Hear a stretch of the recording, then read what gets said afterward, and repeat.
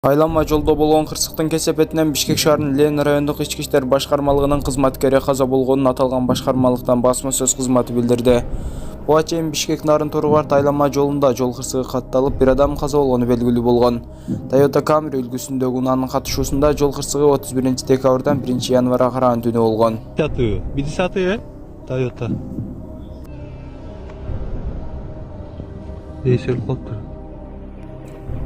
Жаңы жыл күнү фейерверктерден үркүп качкан канаттуулардын видеосу тарады.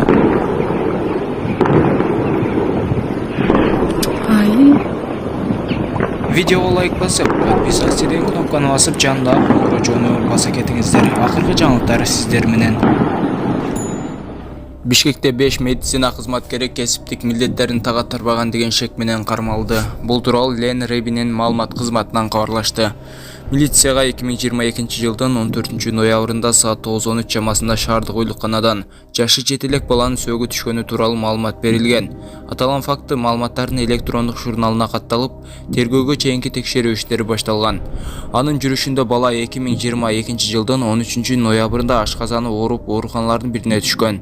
Андан соң башка оорукананын жандандыруу бөлүмүнө которулуп, ал өзүнө келбей көз жумганы аныкталган.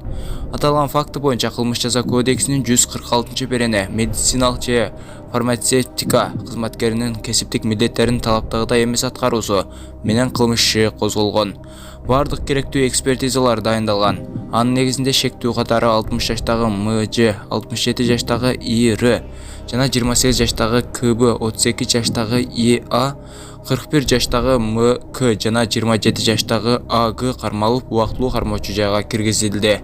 Ленин райондук соту тарабынан шектүү 5 адамга карата 2023 жылдын 10 январына чейин СИЗО-1 камакка алуу түрүндөгү баш коргоо чарасы тандалды. Ал эми ИР үй камагына чыгарылган. Учурда тергөө иштери уланууда.